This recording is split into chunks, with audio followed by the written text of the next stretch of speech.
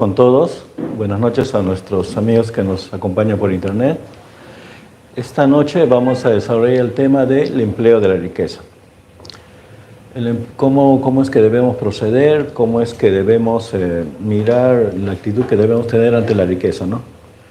Si bien nosotros de repente en estos momentos no nos toque eso, la riqueza, siempre es bueno conocer la situación por la que pasan las personas que sí están pasando por esta situación de riqueza. El tema va a ser desarrollado del libro El Evangelio según el Espiritismo, capítulo 16 del libro Hechos que prueban la historia que se llama Lo que puede hacer la riqueza. Y del libro Jesús en el hogar, dos historias, el rico vigilante y los descubridores del hombre.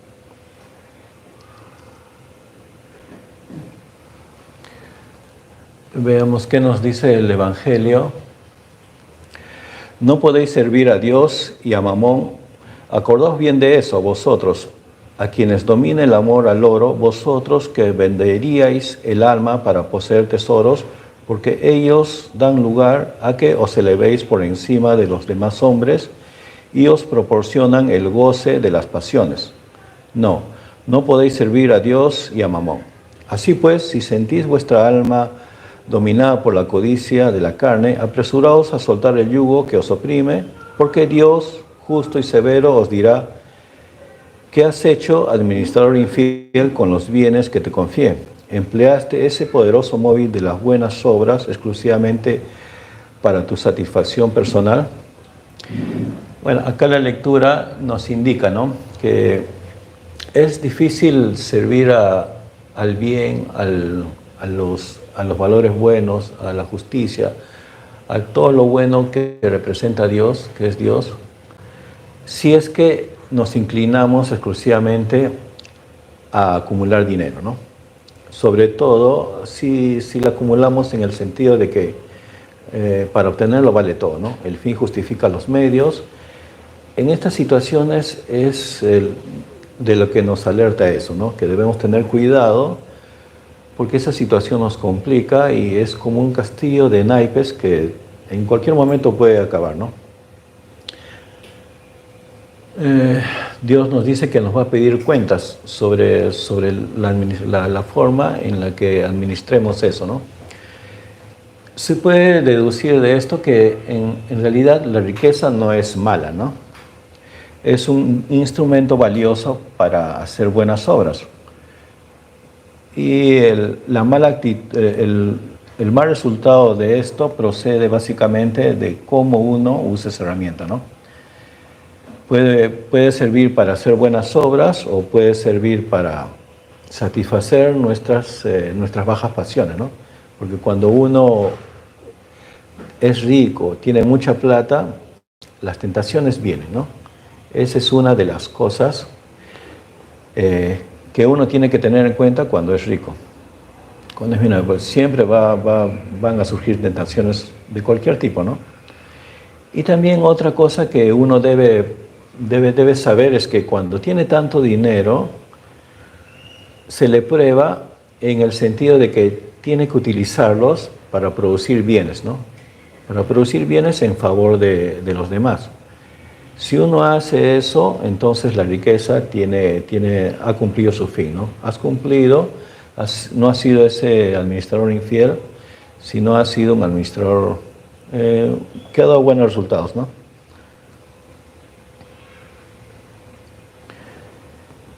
¿Cuál es, pues, el mejor empleo que se puede dar a la riqueza? Buscad la solución del problema en estas palabras: amaos los unos a los otros. Allí está el secreto para el correcto empleo de la riqueza.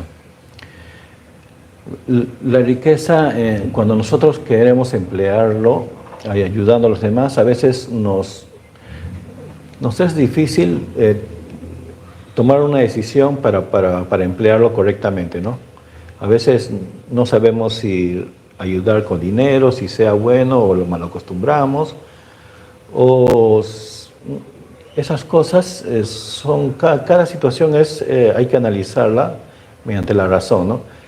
Pero para una guía que nos ayuda mucho a tomar el camino correcto en el empleo de esta riqueza es lo que nos dice, ¿no? Amamos los unos a los otros. Hacer con otros como nosotros como los otros quisieran con nosotros, ¿no?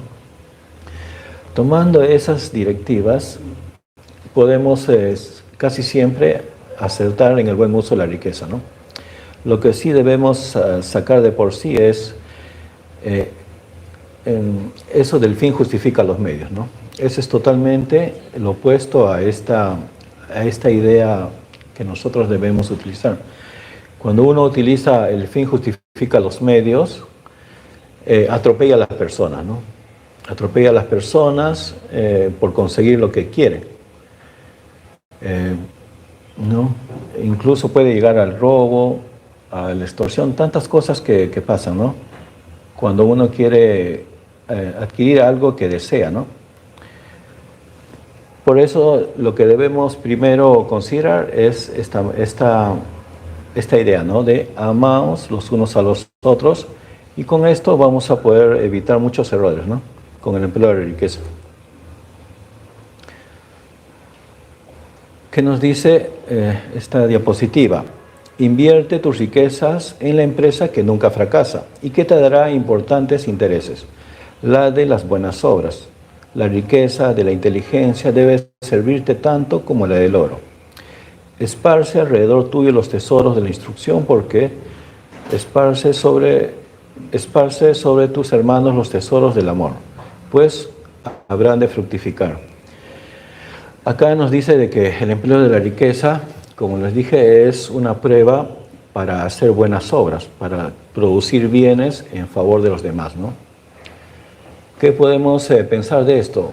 ¿Cómo entendemos estas buenas obras? Desde, por ejemplo, un dispositivo sencillo que nos evite quemarnos la mano con una taza caliente, hasta los aparatos tecnológicos de comunicación que son muy complejos, ¿no? Todos esos nos sirven a nosotros, son buenos para nosotros. Y justamente estamos transmitiendo vía internet por uno de esos aparatos. Todas esas obras que están en beneficio de los demás son buenas y cumplen el fin de la riqueza, ¿no? Pero también nos dice que la riqueza de la inteligencia vale tanto como el oro, ¿no? Eso es cierto, ¿no? Otra cosa que nos dice que la riqueza también debe servir para instruir a los demás, ¿no? Para instruir a los demás, y entendemos eso, ¿no? Bien, porque ya que la riqueza su fin es producir bienes para el beneficio de todos, al instruir a los demás estamos haciendo que los demás también estén en capacidad de producir esos bienes, ¿no? Que puedan intercambiar para su sustento. Eso es lo que nos indica esta idea, ¿no? Que la instrucción el empleo de riqueza, la instrucción, la educación de las personas tiene un efecto multiplicador, ¿no? Otra de las cosas es que nos dice que esparzamos sobre nuestros hermanos los tesoros del amor. Siempre debemos olvidar la instrucción moral también, ¿no? ¿Para qué? Para que no caigamos en la tentación de ideas como el fin justifica los medios, que siempre están rondando por ahí, ¿no? Si nos esforzamos en la formación moral, que básicamente es amar al prójimo como a nosotros mismos, podemos evitar esas ideas, ¿no? Que nos pueden llevar a situaciones complicadas y errores graves en el empleo de la riqueza.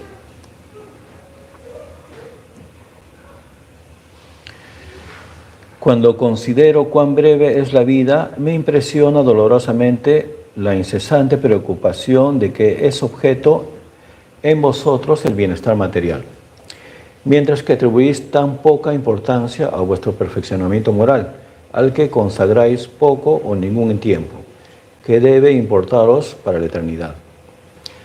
Acá con la producción de bienes para el bienestar general, no debemos por eso olvidarnos de nuestro progreso moral, ¿no? Nuestro perfeccionamiento. Sí, psicológico, espiritual, nuestra instrucción. Eso es lo que debemos apuntar. Y el espíritu acá se sorprende, ¿no? Porque nosotros estamos por un tiempo muy breve en la tierra, ¿no? Y no le deparamos ningún espacio de tiempo para esa formación moral, que es generalmente lo que nos vamos a llevar, ¿no? No nos llevamos nada una vez que partamos de la tierra al otro lado en cuanto a bienes materiales. Lo que sí nos llevamos es nuestra instrucción, nuestro desarrollo intelectual, nuestro desarrollo moral.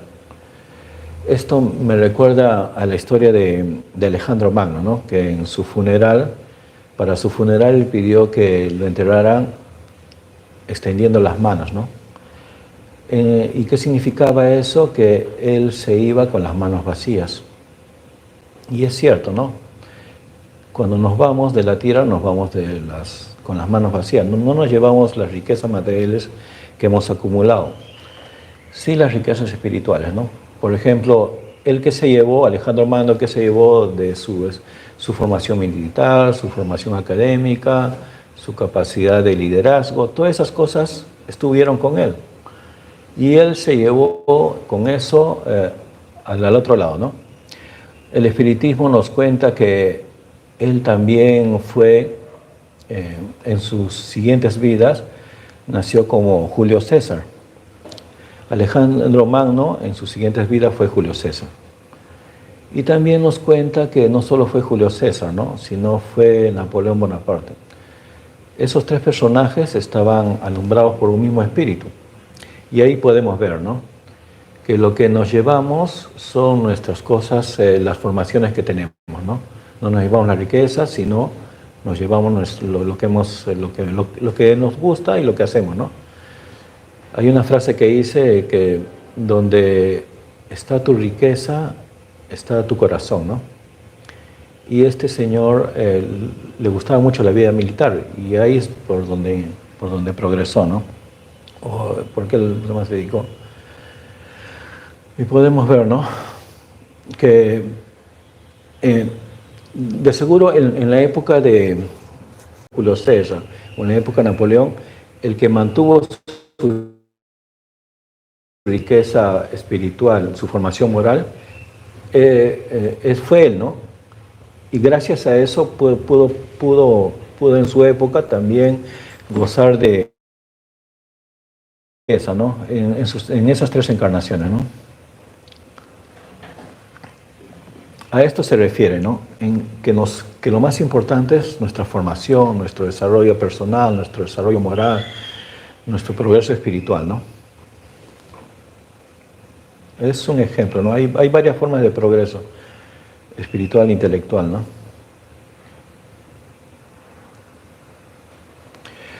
Puesto que el hombre es el depositario, el administrador de los bienes que Dios ha puesto en sus manos, se le pedirán rigurosas cuentas del empleo que les haya dado, en virtud de su libre albedrío. El mal uso consiste en hacerlos servir exclusivamente para su satisfacción personal. Por el contrario, el empleo de esos bienes es satisfactorio siempre que de él resulte algún bien para los demás. Acá nos explica nuevamente, ¿no? Sobre el fin de la riqueza y las pruebas que uno tiene que pasar, porque realmente la espiritualidad nos dice que cuando uno tiene riqueza, en cierta forma uno lo ve como una bendición, pero realmente es una prueba y una prueba difícil, ¿no? Es la prueba de resistir en cualquier lado, ¿no? Se nos van a abrir las tentaciones a todo momento. Y también se nos va a probar nuestra capacidad de producir bienes en favor de los demás, ¿no? Esa es la prueba que debe pasar las personas que están ahí, ¿no? Si se equivocan, generalmente sabemos que en la siguiente encarnación ya no van a disfrutar de la abundancia, ¿no? Sino van a de repente sufrir la miseria y de repente hasta cosas peores, como vamos a ver, ¿no?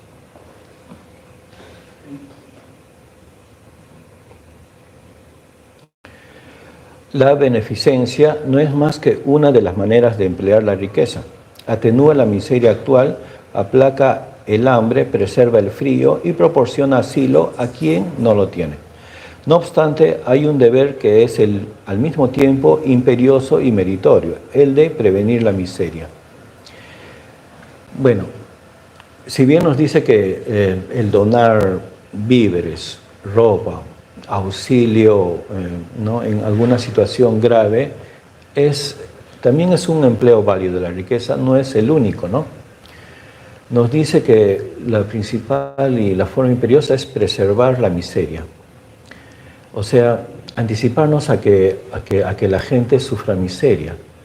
Y esto indirectamente nos lleva a la educación, ¿no? Al empleo de la riqueza en la educación, otra vez.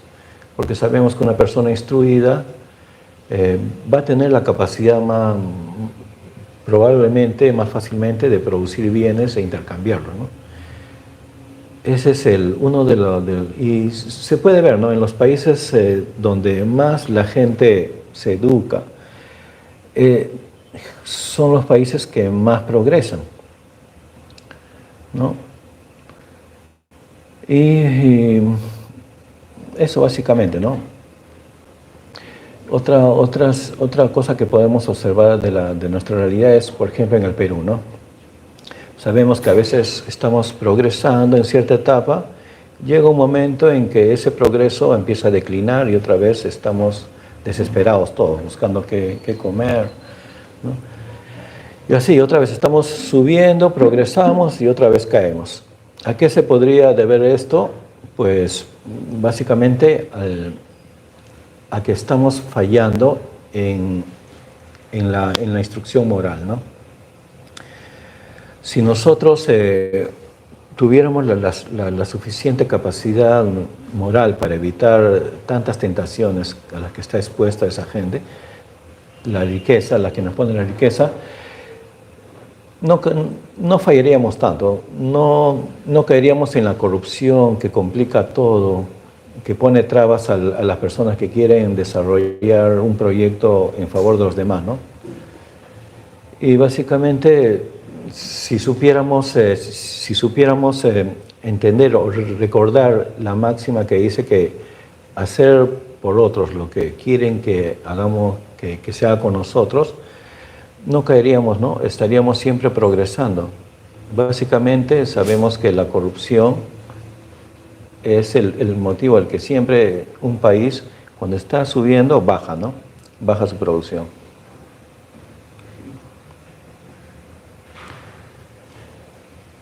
Por consiguiente, a todos los que puedan dar poco o mucho, les diré, dad limosna cuando sea necesario. No obstante, en lo posible, convertirla en salario, a fin de que el que reciba no se avergüence de ella. Acá otra vez nos dicen, ¿no?, que la riqueza debe ser empleada en producir bienes y fomentar, aliviar la miseria, ¿no?, o anticiparnos a la miseria. Y otra vez indirectamente nos dice que, anteriormente hemos leído de que la instrucción es uno de los bienes, de las formas que la riqueza se puede emplear mejor, ¿no? ¿Por qué? Por su efecto multiplicador. Y si bien es bueno dar limosna a una persona que necesita, a veces esa persona siempre va a preferir que le den un trabajo, ¿no? Que le den un trabajo a estar en una situación de humillación, ¿no?, en el cual se siente incómoda muchas veces, ¿no? Por eso nos dice, ¿no?, que debemos ayudar a la gente que está en miseria, pero si podemos esa donación convertirla en un salario es mejor, ¿no? ¿Qué quiere decirnos acá? Que la riqueza debe ser empleada en producir bienes y dar salario a los demás, siempre con justicia, ¿no? Ese es el empleo correcto de la riqueza, producir, trabajar produciendo bienes en favor de los demás y también dar un salario a las personas, ¿no?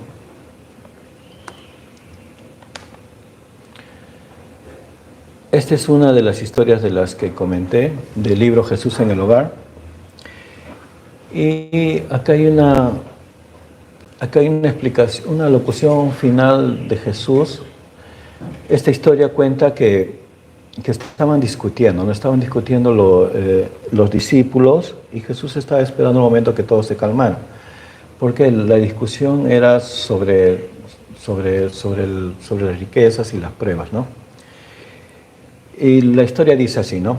Que apareció en la ciudad de Nínive un hombre muy profundamente consagrado al bien, ¿no? Consagrado a Dios, hacía buenas obras en favor de los demás, y hasta el cielo llegaban las oraciones que por él hacían sus beneficiarios.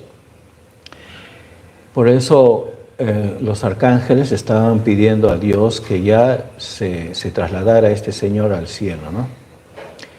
Y Jesús y Dios, escuchando los pedidos de estos arcángeles, mandó 4 verificadores, ¿no? 4 rudos verificadores de su comportamiento. Estos verificadores eran la pobreza, la riqueza, el poder y la ira, ¿no? El Señor pasó las pruebas de la pobreza muy bien, la riqueza también la pasó bien, el poder también lo pasó bien, ¿no? Pero se equivocó en la ira. Y ahí vieron que todavía le faltaba bastante, ¿no? Y este es lo que dice al final Jesús sobre la historia, ¿no? En las conclusiones que llega. Dice, la mayoría de los creyentes pierde la buena posición que aparentemente disfrutaban en los ejercicios de la necesidad que examina la resistencia moral. No, acá nos dice que la necesidad a veces nos examina la resistencia moral, ¿no? Sabemos que a veces muchas personas por mucha pobreza entran en el camino de la delincuencia, ¿no? La prueba es esa, ¿no? Resistir esa situación, ¿no? Ganar poco, pero en forma honrada, ¿no? Esa es lo que la prueba de la pobreza, ¿no? Muchos vuelven corrompidos por las sugerencias del dinero que les observa el desprendimiento de los objetivos inferiores y la capacidad de actuar en la sementera del bien. Acá la idea, ¿no? La prueba consistía en la riqueza de desprenderse de las tentaciones, ¿no? Que cuando uno es rico aparecen en cada momento, ¿no? Y también la prueba era su capacidad para producir bienes, ¿no? O en favor de los demás. Algunos caen desastradamente por las insinuaciones del poder que les prueba la capacidad para educar y salvar a los compañeros de la jornada humana. Y rarísimos son aquellos que vencen la visita inesperada de la cólera, que viene al círculo del hombre a observarle la disminución del amor propio, sin el cual el espíritu no refleja el brillo y la grandeza del Creador en los campos de la vida eterna. Bueno, el Señor parece que le faltó disminuir su amor propio y por eso la cólera lo venció, ¿no? Acá es la historia del rico vigilante. Acá también del libro Jesús en el hogar, en este libro cuenta las enseñanzas que tenía Jesús con sus discípulos en esa época, ¿no? Son enseñanzas que no están en la Biblia, sino son de otros momentos, ¿no? Acá cuenta Jesús de que había un señor que desde su juventud escuchó lo prudente que era acumular cierto dinero para cuando hubiera escasez, ¿no? Y se dedicó con mucho afán por varias décadas, poco a poco, a acumular dinero, acumular, hasta que se convirtió en un hombre muy rico, ¿no? Pero se dio cuenta que toda su realidad, toda su vida había sido alterada. Había muchas personas que se acercaban a él para proponerle negocios corruptos. Muchos se acercaban a él para querer robarle, ¿no? Siempre estaba cuidando su dinero, ¿no? Protegiendo por todos sitios su dinero.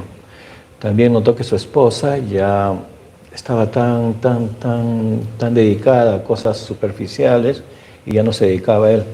Y sus hijos estaban esperando el momento que muriera para repartirse, ¿no? Todo esto le causó mucha consternación, ¿no? Porque su vida, que era ideal, con la riqueza no había mejorado, ¿no? Sino se había complicado todo.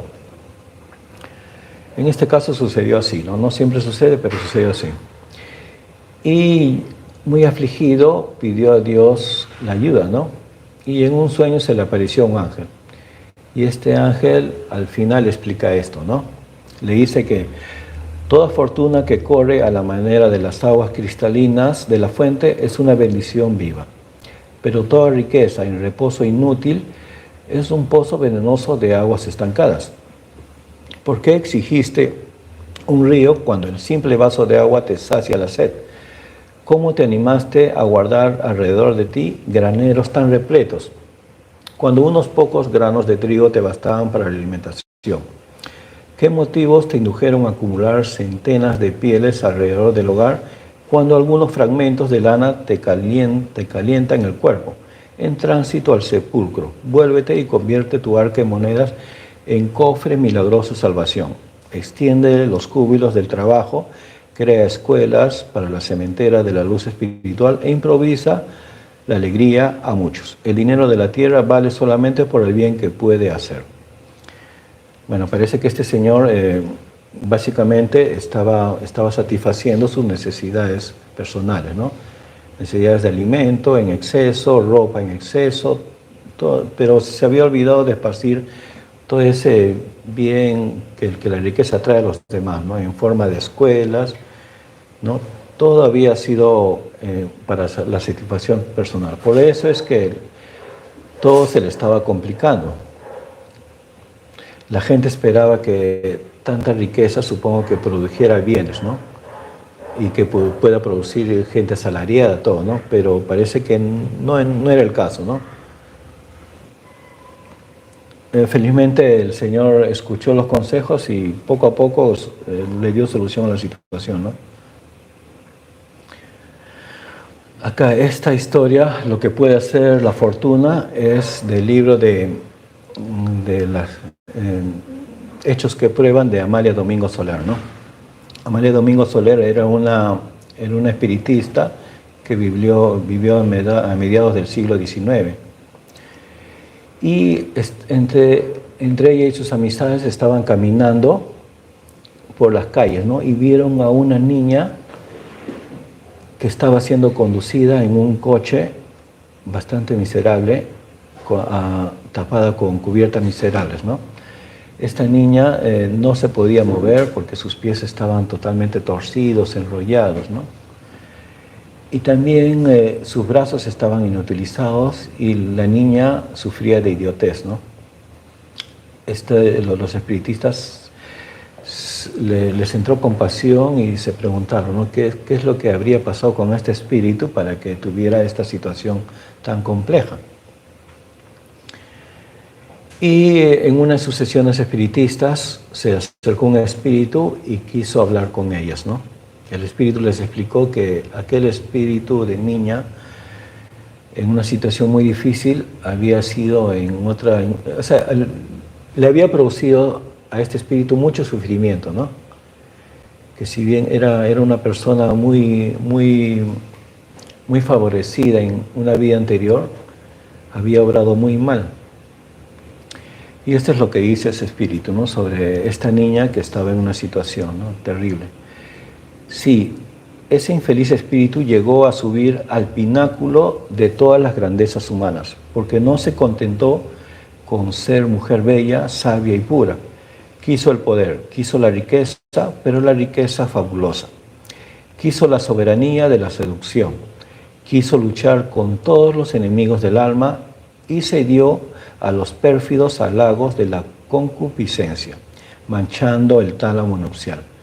Profanó los lazos de la familia con incestuosos concubinatos y regó con sangre la senda de su vida para borrar la huella de su crimen, que la llevó al abismo, y luego de dar el primer paso, la precipitó hasta el fondo.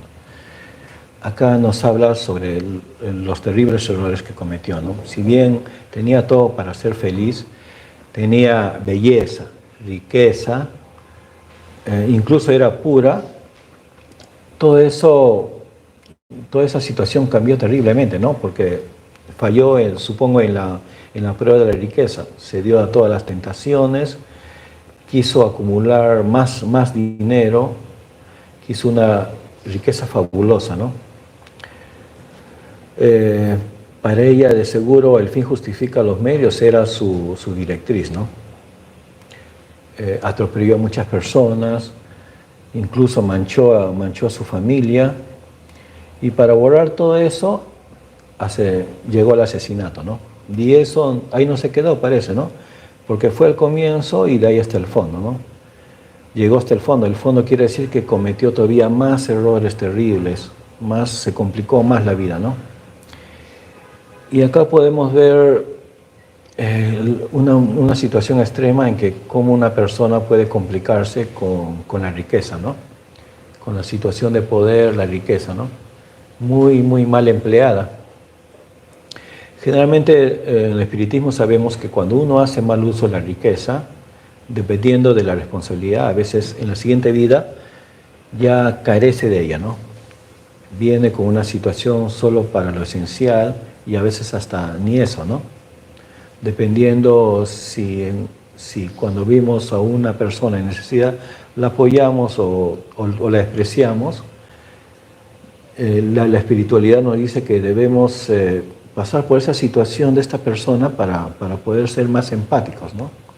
Sentir lo que ellos sienten, vivir la situación para de repente en otras circunstancias no despreciarlos, ¿no? Eso es lo que la espiritualidad nos dice, ¿no? Bueno, ¿qué conclusiones podemos sacar?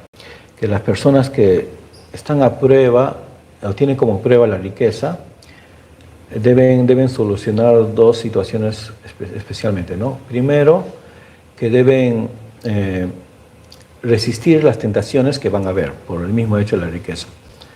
Van a haber tentaciones. Y lo segundo es que la riqueza nos prueba en nuestra capacidad para producir bienes, ¿no? Producir bienes para todos.